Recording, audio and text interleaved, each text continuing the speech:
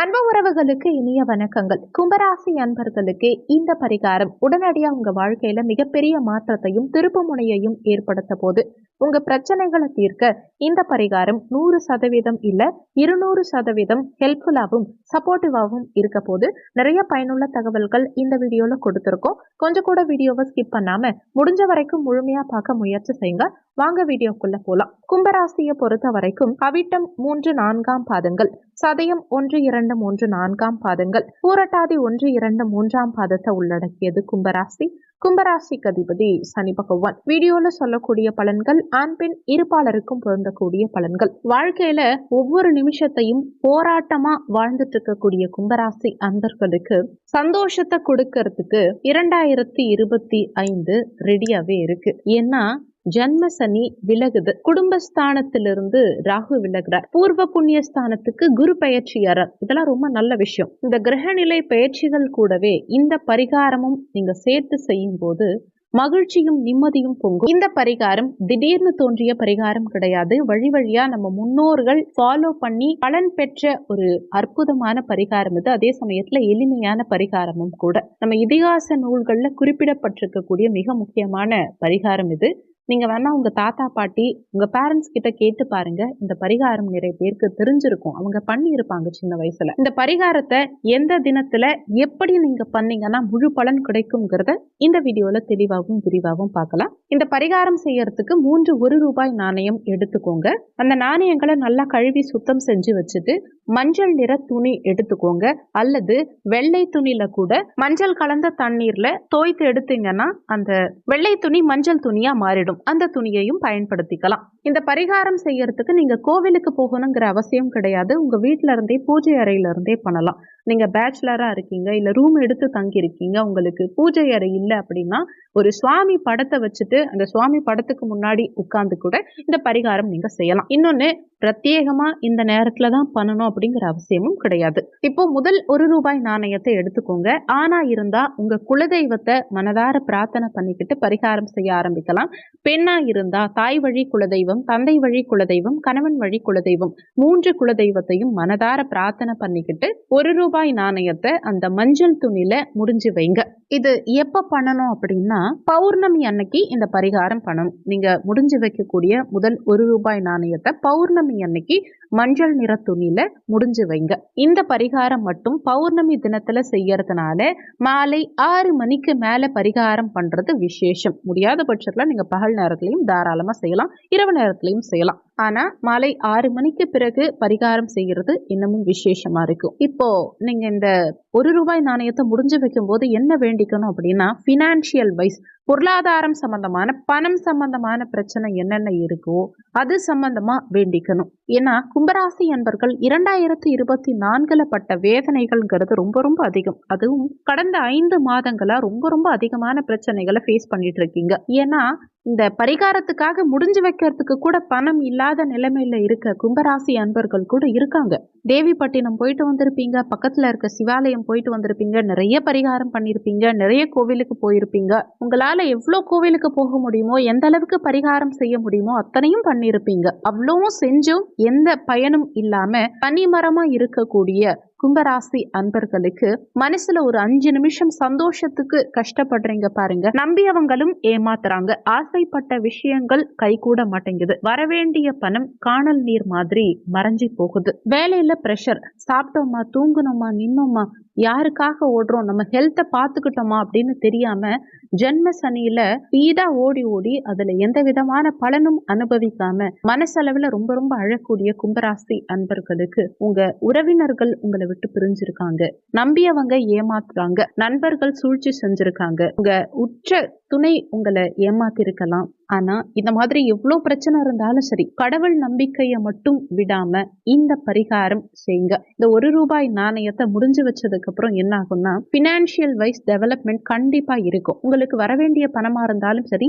நீங்க மத்தவங்களுக்கு கொடுக்க வேண்டிய பணமா இருந்தாலும் சரி, இஎம்ஐ கட்டுறதுக்கு கூட காசு இல்லாம கஷ்டப்பட்டு இருக்கீங்க இல்லையா, திணறிட்டு இருக்கீங்க இல்லையா, ஓடி ஒளிஞ்சிட்டு இருக்கீங்க இல்லையா, யாரோ ஒருத்தவங்களுக்காக ஓடி ஒளிஞ்சிட்டு இருக்கீங்க இல்லையா, பயம் உள்ளுக்குள்ள இருக்கு. ஆனா குழந்தைகளுக்காக வேலைக்காக பார்த்துட்டு இருக்கேன், திருமண வாழ்க்கையில பல போராட்டங்கள் வந்துட்டு இருக்கு அப்படின்னு நினைச்சிட்டு இருக்கக்கூடிய ஒவ்வொரு கும்பராசி அன்பர்களுக்கும் இந்த பரிகாரம் செய்யறது மூலமா கண்டிப்பா மாற்றம் இருக்கும். பணம் சம்பந்தமான எந்த பிரச்சனைகளும் வரக்கூடாது, இனிமே கடன் இருக்கக்கூடாது, கடனை சீக்கிரமா அடைக்கணும், பொருளாதார முன்னேற்றம் இருக்கணும், பண வருமானம் சிறப்பா இருக்கணும் அப்படின்னு வேண்டிக்கிட்டு இந்த முதல் ₹1 நாணயத்தை முடிஞ்சு வைங்க. முடிஞ்சு வச்சு 48 நாளிலிருந்து 6 மாதத்துக்குள்ளேயே உங்க வேண்டுதல் நிச்சயமா நிறைவேறிடும். வேண்டுதல் நிறைவேறிய பின் அந்த ₹1 நாணயத்தை அப்படியே எடுத்துட்டு போயிட்டு உங்க குலதெய்வ கோவில்ல இருக்கக்கூடிய உண்டியல்ல செலுத்திடுங்க. அதை தனியா செலுத்தாம கூட ஒரே ஒரு பூ வச்சு அப்படியே பூவோடு சேர்த்து அந்த ₹1 நாணயத்தை நீங்க உண்டியல்ல போட்டுடலாம். இந்த பரிகாரம் செய்யறதுக்கு ₹1 நாணயம் தான் பயன்படுத்தணுமான்னா கிடையாது. அது உங்க வசதிக்கு ஏத்த மாதிரி ₹11, ₹101, ₹1001, ₹10,001, ஏன் ₹1,01,000 கூட நீங்க பயன்படுத்திக்கலாம். அதே மாதிரி இப்போதைக்கு நாணயமா நான் முடிஞ்சு வைக்கும் போது ₹1 நாணயமா முடிஞ்சு வச்சுட்டு என் வேண்டுதல் நிறைவேறினதுக்கு அப்புறமா எக்ஸ்ட்ராவா நான் உண்டியல்ல செலுத்துறேன் அப்படின்னு வேண்டிக்கிட்டாலும் அது உங்க விருப்பம் தான். பணம் முக்கியமே கிடையாது. நீங்க ₹1 கொடுக்குறீங்களா, ₹1,00,000 கொடுக்குறீங்களா கடவுளுக்குங்கிறது முக்கியமே கிடையாது. பணம் கண்டிப்பா முக்கியம் கிடையாது. உங்க வேண்டுதல் உண்மையா இருக்கணும். கடவுள் மேல முழு பக்தியோட மனதார பிரார்த்தனை பண்றது தான் முக்கியமே தவிர எவ்வளோ பெரிய பணம் போடுறனா குட்டி பணம் போடுறனாங்கிறது முக்கியம் கிடையாது. அடுத்து இரண்டாவது ₹1 நாணயத்தை எடுத்துக்கோங்க. இது எதுக்காகன்னா உங்க ஹெல்த் விஷயத்துக்காகவும் குழந்தை பாக்கியம் இருக்கிறதுக்காகவும் உங்களுக்கு இருந்த நம்பிக்கை துரோகம், கோர்ட்டு கேஸ் வம்பு வழக்குன்னு அலையறீங்க இல்லையா, தேவையில்லாத சில இடம் சம்பந்தப்பட்ட பஞ்சாயத்தை சந்திக்கிறீங்க இல்லையா, குடும்ப வாழ்க்கைய நிர்மூலமாக்கிய 2024 சரி பண்ணணும்னு நினைக்கிறீங்க இல்லையா, அதுக்காக தான் இந்த இரண்டாவது ₹1 நாணயத்தை எடுத்துக்கணும். இது எப்போ இந்த பரிகாரம் பண்ணணும் அப்படின்னா தேய்பிரையில வரக்கூடிய பஞ்சமி அன்னைக்கு இந்த இரண்டாவது ₹1 நாணயத்தை எடுத்துக்கணும். இந்த தேய்பிரை பஞ்சமியில இரண்டாவது ₹1 நாணயத்தை எடுத்துக்கிட்டு அதே மாதிரி மஞ்சள் நிற துணி எடுத்து அல்லது வெள்ளை நிற துணியில மஞ்சள் கலந்து மஞ்சள் நிறமா மாற்றி வராகி அம்மன் வழிபாடு செய்யணும். எல்லா ராசிக்காரர்களுக்கும் இரண்டாவது பரிகாரம் செய்யும் போது, அதாவது இரண்டாவது நாணயம் எடுக்கும் போது இஷ்ட தெய்வத்தை மனசுல நினைச்சுக்கிட்டு பரிகாரம் செய்ய சொல்லியிருப்போம். ஆனா கும்பராசி அன்பர்களுக்கு மட்டும் இந்த இரண்டாவது நாணயம் வராகி அம்மனை நினைச்சுக்கிட்டு இந்த பரிகாரம் செய்யணும். ஏன் கும்பராசிக்கு மட்டும் வராகி அம்மன் அப்படின்னா, ஜென்ரலாவே கும்பத்துக்கு காவல் தெய்வமே வராகி அம்மன் தான். இஷ்ட தெய்வமும் உங்களுக்கு வராகியா இருந்தா சிறப்பு. ஏன் உங்களுடைய பரிகார தெய்வமும் வராகி அம்மன் தான். பெயர்பட்ட வராகி அம்மனுக்கு உரித்தான ஒரு நாள் அப்படின்னா அது தேய்பிறை பஞ்சமி. அந்த தேய்பிறை பஞ்சமியில வராகி அம்மனை நினைச்சுக்கிட்டு இந்த ₹1 நாணயத்தை முடிஞ்சு வைங்க. நிறைய பேருக்கு டவுட்ஸ் இருக்கும், நிறைய பேர் கமெண்ட்ல எல்லாம் கூட கேக்குறீங்க, வராகி அம்மனை வீட்டில் வச்சுக்கலாமா, வராகி அம்மனுடைய சிலை வீட்டில் வச்சுக்கலாமா அப்படின்னா முடிஞ்ச வரைக்கும் தவிர்த்துக்கிறது நல்லது. போட்டோ வச்சுக்கலாம், பிரச்சனை கிடையாது. ஆனா சிலை வைக்கிறது அந்த அளவுக்கு விசேஷமா இருக்காது. அப்படி வச்சிருந்தீங்கன்னா தினமுமே அபிஷேகம் எல்லாம் பண்ணி ப்ராப்பரா நீங்க வணங்கினா மட்டும்தான் வீட்டுல வச்சுக்கணும். ஓகே, இப்போ வராகி அம்மனுடைய சிலைக்கு முன்னாடி உட்கார்ந்து இந்த இரண்டாவது ₹1 நாணயத்தை முடிஞ்சு வைங்க. முடிஞ்சு வைக்கும் போது உங்களுடைய கோரிக்கைகள் ஒவ்வொன்னா மனசுல வேண்டிக்கிட்டு வராகி அம்மனை மனதார பிரார்த்தனை பண்ணிக்கிட்டு இந்த இரண்டாவது ₹1 நாணயத்தை முடிஞ்சு வைங்க. இதுல முக்கியமான விஷயம் என்னன்னா, எந்த வராகி அம்மனை வேண்டுறீங்கிறது தான் முக்கியம்.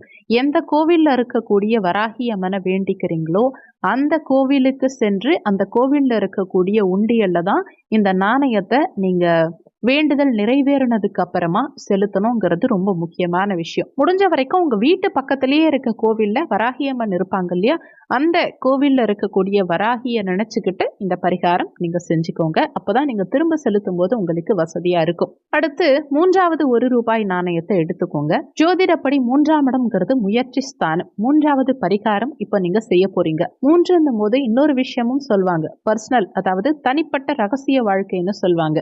ஸோ கும்பராசி அன்பர்கள் என்னைக்குமே யாருக்கிட்ட எவ்வளோ க்ளோஸா பழகினாலும் சரி, தனிப்பட்ட சில விஷயங்களை மனசுல பூட்டி வச்சிருப்பாங்க. அதாவது அவங்களுக்குன்னு ஒரு சீக்ரெட் இருக்கும், ஒரு தனிப்பட்ட விஷயங்கள் அவங்களுக்குன்னு இல்லாம இருக்கவே இருக்காது. அதை யாருக்கிட்டையும் பகிர்ந்துக்கவும் முடியாது, அதுல ஏற்பட்ட பிரச்சனைகளை வெளிக்காட்டிக்கவும் முடியாது. ஸோ அவங்க மனசுல இருக்கக்கூடிய அந்த பிரச்சனைகள் சரியாகணும், அவங்க மனசுல இருக்கக்கூடிய சுனாமி சரியாகணும், அவங்க மனசுல அடிக்கடி வந்து போகக்கூடிய பூகம்பம் சரியாகணும், அவங்க வாழ்க்கையில 2024ஆம் ஆண்டுல வீசிய புயல் சரியாகணும் அப்படின்னு வேண்டிக்கிட்டு இந்த மூன்றாவது ₹1 நாணயத்தை எடுத்துக்கோங்க.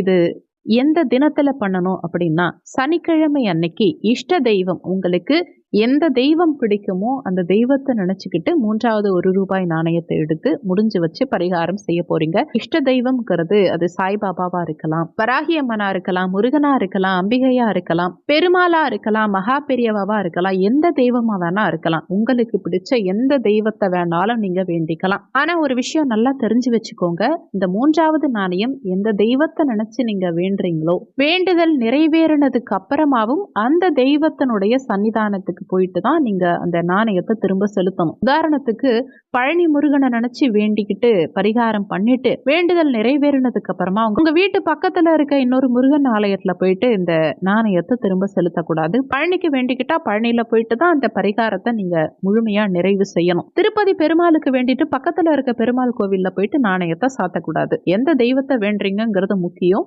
அந்த தெய்வத்தினுடைய ஆலயம் சென்று தான் நீங்க அந்த நாணயத்தையும் திரும்ப செலுத்தணும். இந்த 3வது ₹1 நாணயத்தை வச்சு பரிகாரம் செய்யும் போது உங்களுடைய பர்சனல் தனிப்பட்ட உங்களுக்குன்னு ஏதாவது பிரச்சனை இருக்கும் இல்லையா, அந்த பிரச்சனை தீரணுங்கிறதுக்காக உங்களுக்காக வேண்டி இந்த பரிகாரத்தை நீங்க செஞ்சுக்கோங்க. நியாயமான கோரிக்கையை வேண்டினீங்கன்னா கண்டிப்பா 100% அது நடக்கும். ஏன்னா இது நிறைய பேருக்கு நடந்திருக்கு. முக்கியமா எந்தெந்த பரிகாரத்தை எந்த டைம்ல செய்யணுங்கிறது தான் முக்கியம். மறக்காம கண்டிப்பா இதே மாதிரி ஃபாலோ பண்ணி பயன்பெறுங்க. ஆனா இது ஆர்டரா தான் பண்ணணுங்கிற அவசியம் கிடையாது. முதல்ல தேய்பிறை பஞ்சமி வந்தா வராகி அம்மனை நினைச்சு வழிபாடு செஞ்சிடலாம். அடுத்து பௌர்ணமி வந்தா அந்த விஷயம் ஃபாலோ பண்ணிக்கோங்க. இல்ல சனிக்கிழமை வந்தா இந்த 3வது நாணயத்தை எடுத்து முடிஞ்சு வைங்க. இது ஆர்டரா தான் பண்ணணுங்கிற அவசியம் கிடையாது.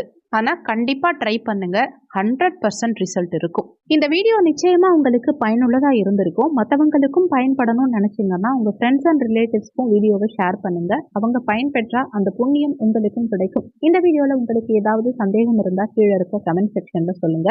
நன்றி. மற்றும் ஒரு நல்ல பதிவோடு மீண்டும் உங்களை சந்திக்கிறோம்.